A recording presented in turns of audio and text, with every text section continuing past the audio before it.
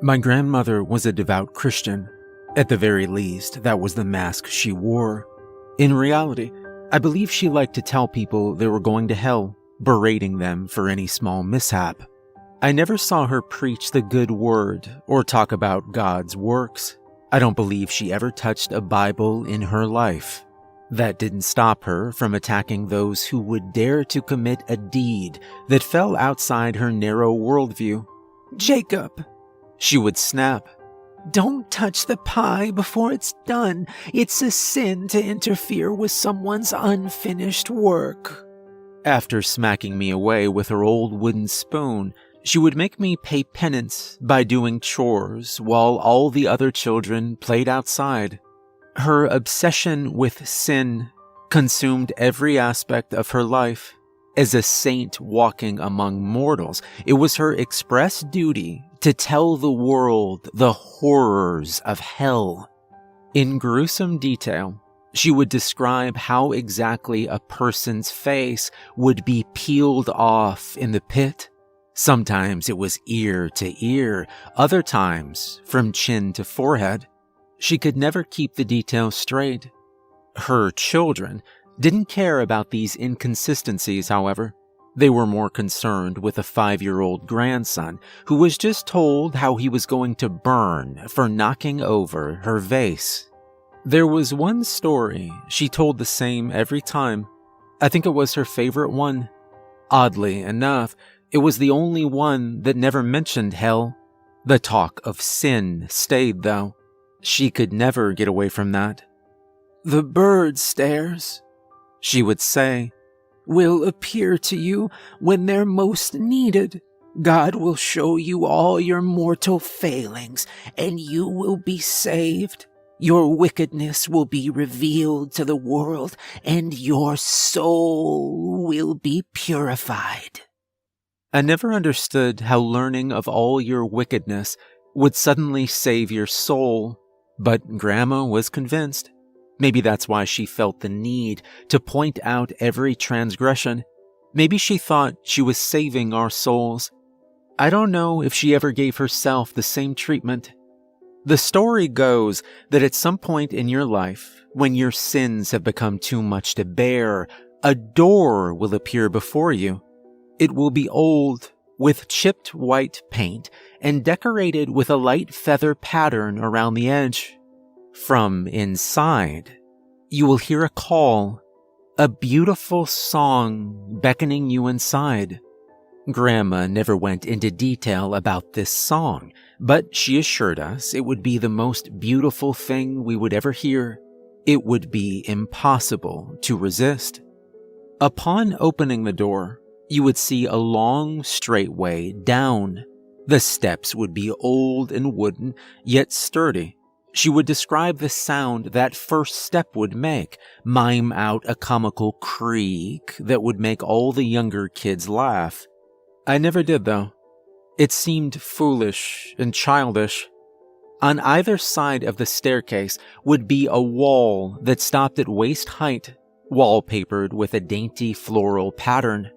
From where the wall stopped to the ceiling extended chicken wire, behind which you could see hundreds of birds. Behind the birds, another wall with the same floral print. She would go into great detail about the birds. Grandma would meticulously describe each species there in the walls. Macaws, ravens, eagles. Her hands would strike up and down as she brought the birds to life before us. I never got tired of hearing about those birds. The way their feathers moved, the bobbing of their heads, how the grace of God allowed all their independent chirps and whistles to be joined together in one glorious song. God didn't seem so bad when viewed through the lens of those birds. Hell didn't seem so bad either. You would go down that staircase, basking in God's glory, to the tune of every bird imaginable. They would flap and flitter by, their wings creating a mass of feathers and song. I always imagined that those birds created some sort of angel, a collective that throbbed and shifted and swarmed. That staircase must have been heaven in my mind. An endless journey downwards, surrounded by angels and music. At the time, I didn't know that a staircase to heaven was supposed to go in the opposite direction. At the bottom of those steps was a room. It was small, square, and contained only a table and 2 chairs. The empty chair is for you. In the other sits God. He would talk with you in that room. He would lay bare all your sins. This part of the story was the worst, because Grandma would go and point out all the little misdeeds of those listening. She would talk for God, and we would squirm with guilt before her. You would thank God for saving your soul, and then go back up the stairs. That's where the story ended. Grandma never said what you were supposed to do with the knowledge of your sins. She never answered me when I asked if God would let me stay there with the birds. The bird stairs was everyone's favorite story. Not that there was much competition, considering all the others involved rotting in hell. So nobody could understand why Uncle Glenn would take the tale and twist it, why he would take something so beautiful and turn it into something so horrifying. Grandma thought what Uncle Glenn did was a sin and was therefore banned from most family gatherings. Nobody complained about this. Uncle Glenn wasn't liked by anybody in the family. I only got to hear his version of the bird stairs once. Uncle Glenn claimed to have encountered the door. He said he found it after a night on the town, after he had 1 or 2 beers. Uncle Glenn said his girlfriend had broken up with him that night. Apparently she'd been seeing his best friend behind his back. She didn't want to drag on the affair and decided to stick with the friend, saying he was better in bed. Glenn didn't take the news too well and decided to make some bad decisions. He tried to fight the backstabbing asshole who stole his girl, but ended up stumbling home drunk and battered and bruised. That's when he came across it, the same old white door from Grandma's story. He didn't hear any song behind it, though. There was only the door, placed perfectly in the center of the alleyway, a single light illuminating it. "It looks so out of place there," he said. "That white against the brick. That door was something you'd find in an old lady's house, not something that'd be in a dark alleyway in the corner of the city. Those feathers etched into it sure as hell didn't. They were too..." He'd stopped there, lost in thought. I don't think he was able to describe how out of place it felt, that door. I found later the word he'd been looking for was delicate. Those feathers were too delicate to have been in such a place, some abandoned street at 4 a.m. It deserved to be in a place where it could be loved, viewed, appreciated, some place where its craftsmanship could be admired. Uncle Glenn wasn't disturbed by the lack of music. He was too concerned with how unnatural the door was. I don't know if his alcohol-addled brain had been thinking of the story at that point. Maybe he hadn't been thinking of anything at all. On an impulse, he'd opened the door.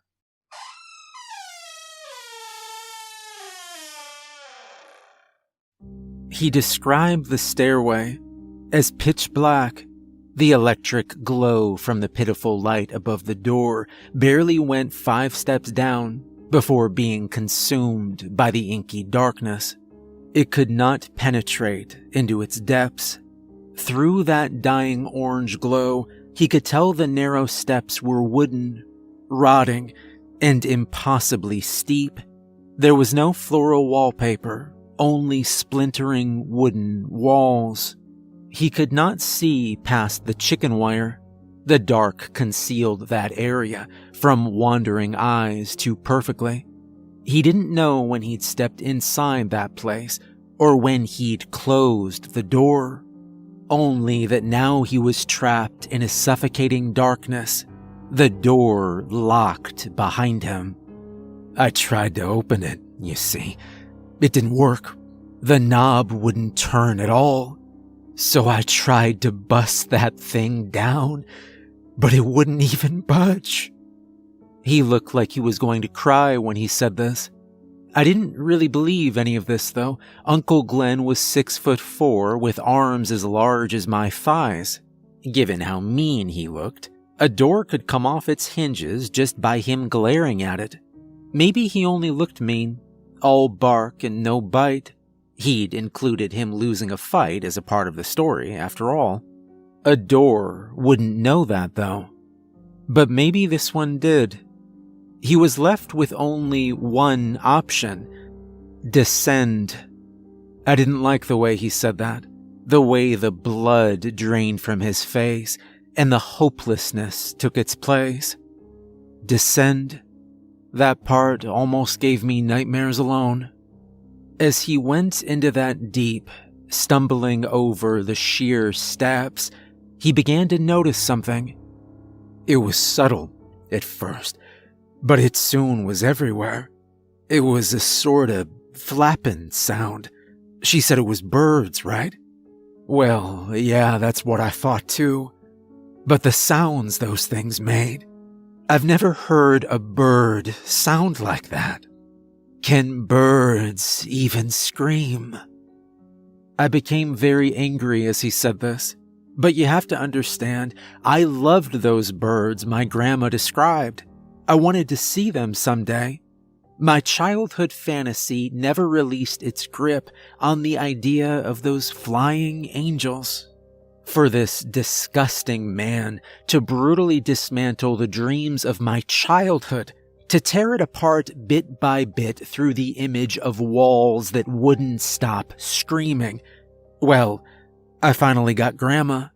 It truly was a sin.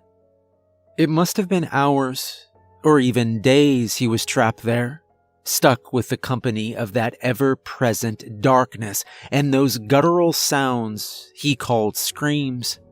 They threw themselves at the chicken wire, he said. He could hear every time those birds smashed against it, their wings beating frantically against the metal cage. It created a strange, horrid symphony, the reverb of the wire mixed with the flapping and the screams. He can still hear it when the time of night is just right and the darkness has taken its hold. He never met God. There were no chairs at the bottom of the staircase. There was only a table with a candle, next to which sat a small, feathered body. The candle's companion was a long dead finch, curled up and shriveled in the flickering light. He didn't take the candle or the finch. Instead, he opened the door on the other side of the room and came back out into the cold alleyway. At this point, his words were racked with sobs. It was hard to decipher what he was trying to say. So that's where his story ended. He was shaking too much to continue any further. I thought he was a great actor. He told this tale with much more force than anything Grandma ever did. We all said he could make a career out of it if he ever managed to pull himself together. He never did, though. It was a shame he drank himself to death. When I got the news about his death, it was distressing. I hadn't thought of the bird stairs or Uncle Glenn in years. I had tried very hard to forget about him. His version of the story left a bad taste in my mouth, and unfortunately ruined the original tale for me. My beautiful birds had been turned into a screaming hallway, and a dead finch decaying in the dark. I didn't want to think about the bird stairs after that. It just made me sick. So, I abandoned the tale, along with the rest of my childhood innocence. Uncle Glenn's funeral was a simple affair. No one wanted to spend the time or money to give him the proper family send-off, so they just stuck him in a coffin and put it all in the dirt. The bird stares he described would die with him. That's really all I cared about, that little bit of closure. I didn't want to think about white doors or stairs or birds, but I did dream of them. I thought that if I was there when they finally put him in the ground, it would all go away. He would take my nightmares with him to hell. I was only there for closure. So I ignored the birds. It was admittedly difficult, considering they were everywhere. They were ravens or crows, or whatever you call big black birds with piercing eyes. They sat on the tombstones and lingered in the trees, watching, waiting. Nobody else said anything about them. Maybe they wanted closure too. There was one bird, smaller than the rest, that was perched to the left of me on a gravestone carrying the marking of a cross. I don't know whose tomb it was. I stood straight ahead, keeping my eyes fixed on the reverend giving the final blessings. I don't think the little devil was looking the same way. Its eyes bore into my soul, picking out and dissecting every action I'd taken. The weight of whatever sins I'd committed was astonishing. I don't even know what those sins were, just that they were there and I could feel them. I wanted to run, to scream, to release the itching that was just beneath my skin by peeling it off just as Grandma had described. I could do nothing but stand there in agony, the eyes of every winged thing laughing at me, tormenting me. When I saw the door the next week, well, it was no surprise. I almost laughed when it appeared. A white stain upon the earth in place of my front door. As a child, this moment would have been glorious. The angels would accept me. No longer would I have to worry about my bones becoming diseased in hell. In my teens, I would have been wary. The thought of Uncle Glenn's shaking hands, a recent memory. Now, I could only remember the funeral, the birds, the weight of every invisible transgression I'd committed against God. The door emitted a low hum, a quiet tone that never varied. It sounded like something that would play at the end of a TV broadcast, but I don't know whether the static was real or if it was just my brain filling in the gaps. It had a strange musical quality to it. I don't know why I didn't get the song my grandma described or the empty silence of Uncle Glenn.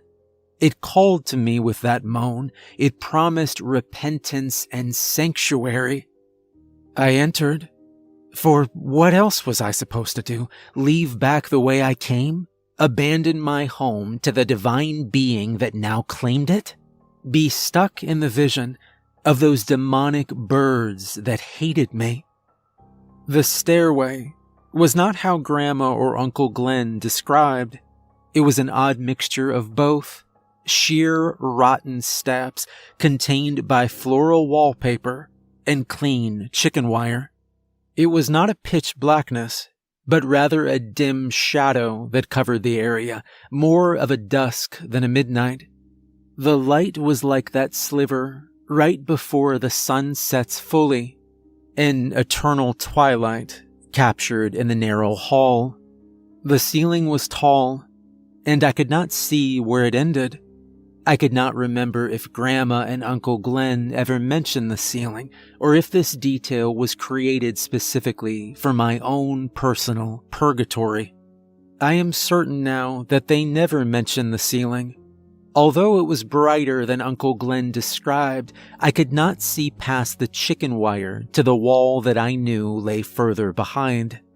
It was washed in shadow, and the small movement I did make out made me turn away in surprise.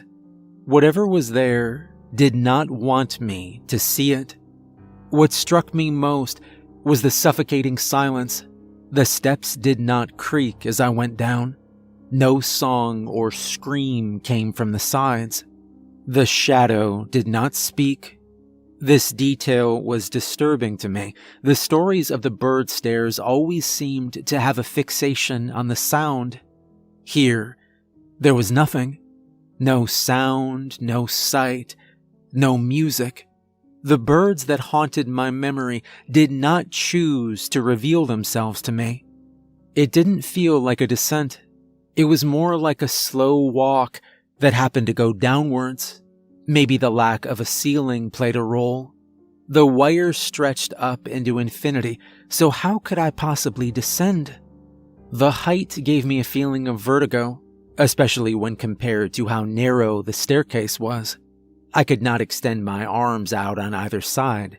In fact, if I were to stand with my shoulder on one side and try to fully extend my other arm, I would be unable to. The space seemed to have been created for the exact width of my shoulders, leaving mere inches on either side. The mixture of claustrophobia and height began to get to me, to the point where I was nauseous once I got to the bottom. The room was almost exactly as Grandma described.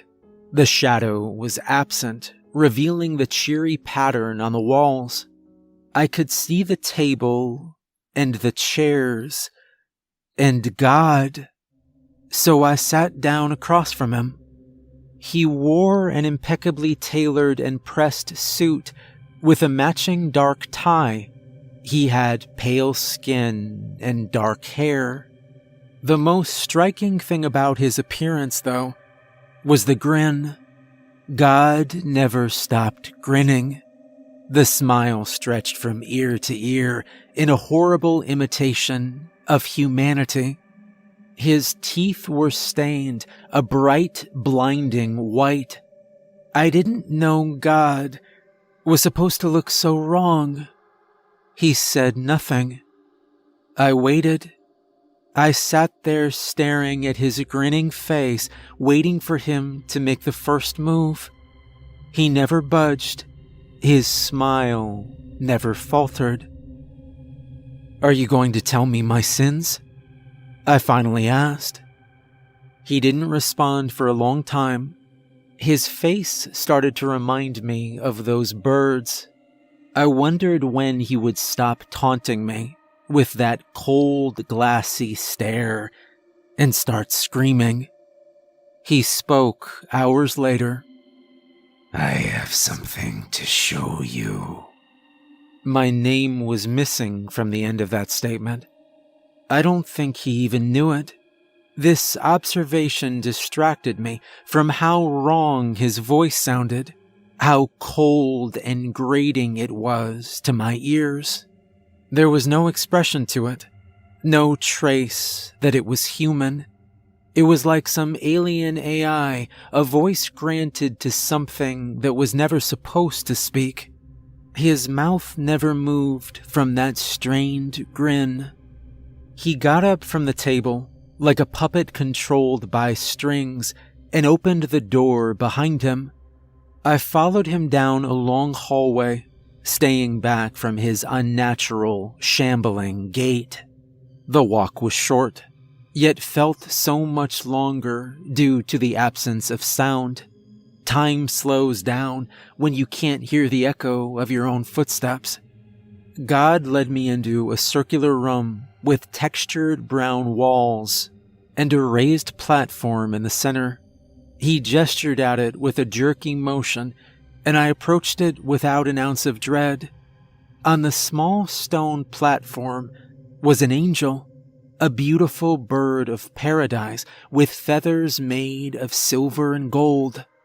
They spilled over the side in a cascade of sculpted metal. It was more dazzling than my grandma ever could have described. "Talk to it," God whispered. Without hesitation, I uttered a quiet hello to the little bird before me. I knew I'd made a mistake as soon as it started shrieking. The sound is hard to describe. It was an otherworldly wail that caused my skin to crawl and my hair to stand on end. It was piercing, metallic, oscillating in tone rapidly. It moved up and down and never settled on one note. I couldn't tell if it was a song or a scream, only that it was hurting me, and I wanted it to end. I turned around to ask God to make it stop, only to find he'd disappeared and the hallway with him. I desperately ran to try and find a way out, to get away from the wailing echo that came from the center of the room. I clawed at the walls, crying as I peeled away the bits of rot that clung to it. When my fingers were bleeding, and the wall unmoving, and the sound constantly changing, I snapped. I stormed right up to that damned angel, and I grabbed it and smashed it into the ground. I stomped and stomped and stomped on that little bird, not caring as it started to ooze a dark oil, not caring as its feathers were ripped from its body, and its hollowed bones were crushed, and its shrieking stopped. I stood there, trembling at the destruction I'd wrought, and then went back down the hallway. God said nothing to me as I went back up the stairs and out the white door, back into the street before my house. I didn't turn back. I couldn't bear the thought of seeing that strained grin again. That was the first time I went into the bird stairs. The next time I saw the door was a week later, in place of a restroom door in a gas station. I didn't want to go in that time, but that static hymn wouldn't leave my mind. It was impossible to ignore. I went in again, down the stairs, trailing my fingers over the chicken wire as I descended. I could feel them watching me now, those angels in the shadows, their beady eyes not once leaving my face. I sat down before God again, his grinning face still taunting me. Why am I back here? I almost screamed. What do you want from me? He said nothing. I screamed and yelled and hurled every insult I knew at him, yet he said nothing. So I waited and waited until he spoke. I have something to show you, he said, his mouth still unmoving, his tone still without expression. I followed him down the hallway once more, my breathing now taking up the silence. If God heard how uneven and choppy it was, he chose not to acknowledge it. The room was the same. The walls still kept their clinging brown rot. The platform still held a delicate metal bird, no evidence of my violent rampage to be found. The bird didn't even wait for me to say something this time. It started its holy wail almost immediately. I didn't want to kill it again, but I didn't know what else to do. I couldn't stay trapped there while it called out to me, begging me to end the misery God had put us in. I killed it again. I smashed its poor, fragile body into the floor. Then I left, feeling the eyes of God and the angels as I went back up those stairs. I keep finding that door everywhere. It plays out the same every time. I descend. I yell at God while he grins. He leads me to the little bird. I kill it. Over and over again. I tried to fight God one of those times. I threw myself over the table and slammed my fist into his face again and again and again. It didn't work. I was left with broken, bloody knuckles, and his grinning face never shifted, never damaged. I still had to kill that stupid bird. I tried ignoring that door once. I tried to resist its call and move on with my life. It found me, though. The next time I went down a staircase, I ended up there, reality not even blinking as it changed. I think God laughed at me that time. He definitely did the next time. when the door I went through changed just as I passed the threshold. I can hear the birds now as I walk down that hallway. I notice the slight flapping of their wings. It's getting louder with each trip. I wonder when they will start screaming. I wonder if that sound will be the same one that haunts me every waking moment. I wonder if I will still be able to hear it when I stand before God, when He finally decides to tell me all my sins. If I will feel it when He rips my heart out of my ribcage, when He takes my bones and flesh and turns it into something new. How much pain will I be in when He turns me into one of His angels? Will it hurt when He throws me in with the rest of the fleshy, featherless birds? Will my skin bear the scars when I throw myself against the chicken wire as I scream? Maybe I'll end up like Uncle Glenn, sad and broken for the rest of my days, babbling on to a family who just wishes I would die and leave them be. Will they remember me? They ignored the birds then, and they will ignore them now. What will happen when He takes me out of the cage and welds feathers of iron to my skin and places me in a decaying room full of rot and maggots and worms? When He brings some new hapless sinner in there, how soon will I start shrieking? Will they hear it as a song? What will it feel like as my brains are ground into the dirt, as my body is placed under the heel of penance? I wonder when God would get tired of it, when He decides some other bird should take my place. When God consumes me, shoves me down into His gluttonous mouth, will I finally be saved? Will I be redeemed for every evil I've made, all those small sins I cannot name? Or will I finally go to hell? My grandmother then will laugh, another soul saved from endless torment.